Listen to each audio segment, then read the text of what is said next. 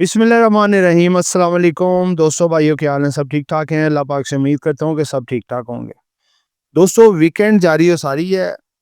आज सैटरडे है, बसंत का इवेंट भी चल रहा है और मार्केट जो है वो एक हैवी करेक्शन के साथ मार्केट फ्राइडे को क्लोज हुई है। और उसकी वजह बैंकिंग सेक्टर में एक बड़ी प्रॉफिट टेकिंग जो कि अपना पैनिक में कन्वर्ट हुई। और उसके बाद फिर आपने देखा कि एनबीपी जो है उसने मार्केट में एक पैनिक डाला, फ्लोर लोअर लॉक लगाया, जो कि बहुत सारे जो ब्रोकरेजेस की तरफ से इसकी बाय कॉल भी थी। और काफ़ी लोग इसमें बुलिश थे क्योंकि उससे पहले इसमें काफ़ी ज़्यादा इजाफा भी हो रहा था और ख़बरें बहुत ज़बरदस्त थी कि जी इसकी अर्निंग बहुत बूस्ट करने जा रही है, डिविडेंड बहुत अच्छा आएगा। उस दौरान में जो है इसने ये दिखाया, जो उसकी खबर आई, जो कि एक दफ़ा पहले भी लग चुकी थी, इसको जो है नेशनल बैंक प्राइस कर चुका है।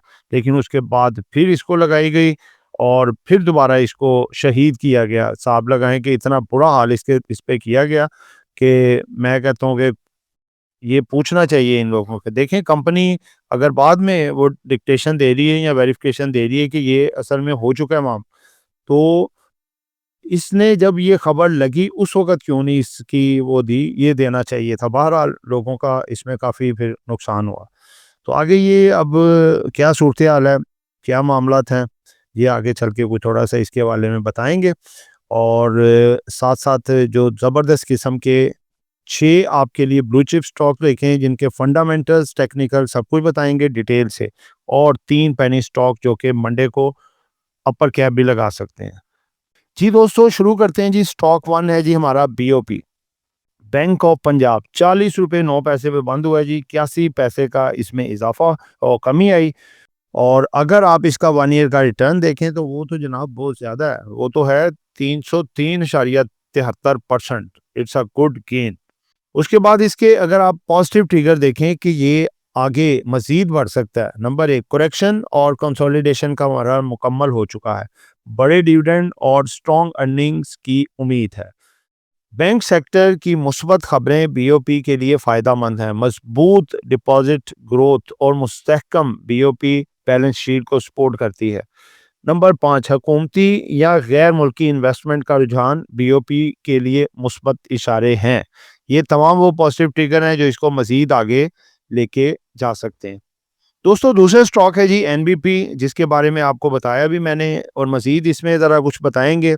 अब ये देखें, इसकी पिछले 1 साल से जो प्रोग्रेस हम देखते हैं वो आपके सामने है। ये क्लोज़ हुआ है जी ₹263.48 पे, ₹22.94 का इज़ाफ़ा। आप ऑलमोस्ट ₹23 की कमी, ₹23 की कमी कह सकते हैं। और परसेंटेज में ये बनती है 8.01%, ऑलमोस्ट लो लो। इसका अगर आप देखें 1 ईयर का रिटर्न देखें 274.63% है। अब ये तो नहीं कि जिसने ₹40 पे पकड़ा था वो 1 साल पे आके तो सबको ही यही रिटर्न हुआ है। देखिए ना, बीच में रास्ते में बेचते रहते हैं लोग, फिर उठाते रहते हैं और एंड पे जिन्होंने पकड़ा होगा तो वो तो बेचारे गए ना। तो ये खबरें ज़रा सही लगनी चाहिए तो वही बेहतर होता है, लेकिन ये मंडे को रिकवर कर जाएगा और अच्छा बूस्ट भी कर सकता है। ठीक है? इसको मद्देनज़र रखिएगा। इसके जो पॉजिटिव ट्रिगर्स हैं क्या-क्या है? बैंक सेक्टर में सबसे बड़ा और हैरानकुन डिविडेंड देने का इम्कान, कंपनी के ईपीएस में बहुत बड़ा इज़ाफ़ा मुतवक्का, कर्ज़ और सरमायाकारी की मज़बूत पोज़ीशन, सरकारी सपोर्ट और मुस्तहकम मार्केट एतमाद, मालियाती रिपोर्ट्स में मुस्बत रुझान और मुनाफ़ा में बेहतरी। दोस्तों, आगे आते हैं, ये हमारा तीसरा स्टॉक है जी पोल। पोल को अगर देखें तो ₹647 के करीब ये बंद हुआ है जी। इसमें जो है वो कमी आई है ₹6 की, तकरीबन 0.92% की कमी है। ठीक है? इसका 1 ईयर का रिटर्न अगर आप देखें तो 9.41% इसका 9 मंथ का रिजल्ट है। इसके पॉजिटिव ट्रिगर अगर अगर आप देखें तो वो है जी अपने सेक्टर में सबसे बेहतर डिविडेंड देने का कभी इम्कान।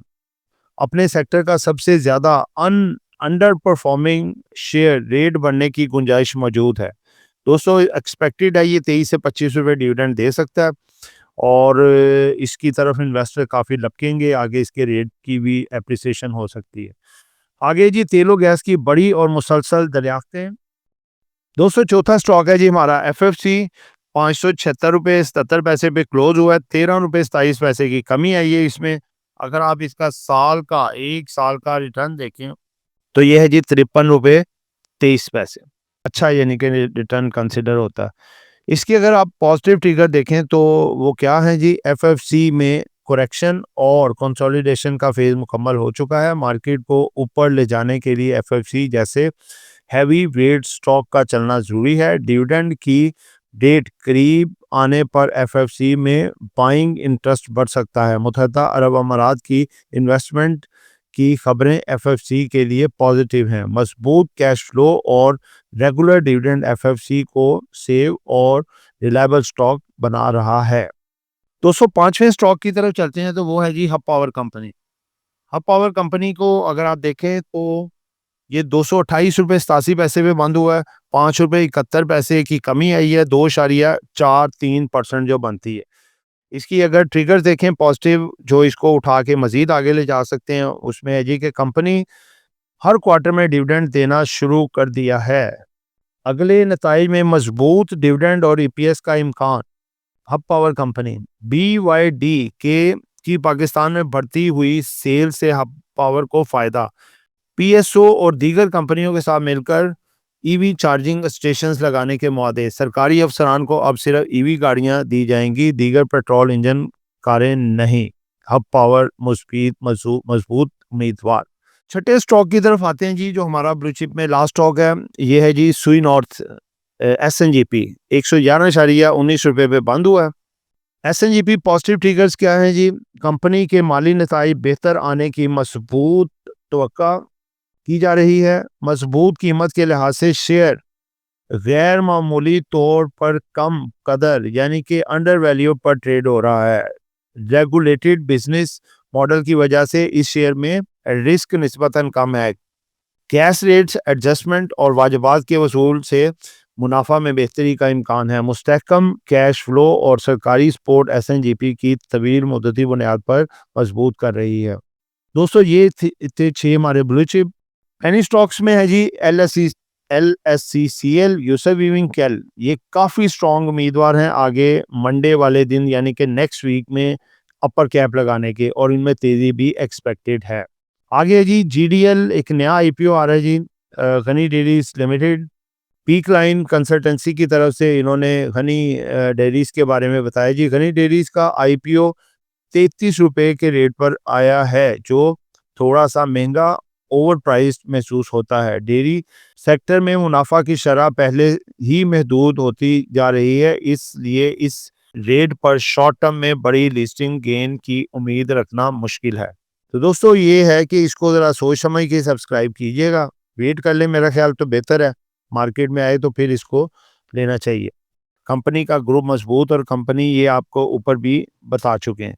बहरहाल इसमें यह है कि एहतियात करें, मार्केट में आए तो मार्केट में थोड़ा महंगा ले लें वो बेहतर है, लेकिन ये रिस्क लेने से बेहतर है कि आप मार्केट में जब आए तो तब लें। तो दोस्तों ये सब एक एजुकेशन पर्पज़ वीडियोस थी, हमारी कोई एडवाइस नहीं है, कोई बाय कॉल नहीं है। आपने कुछ भी खरीदना है या बेचना है अपनी मर्ज़ी से लेना है। बहुत सारी दुआओं में याद रखिएगा। आपका दोस्त आमिर शहजाद। अल्लाह हाफ़िज़।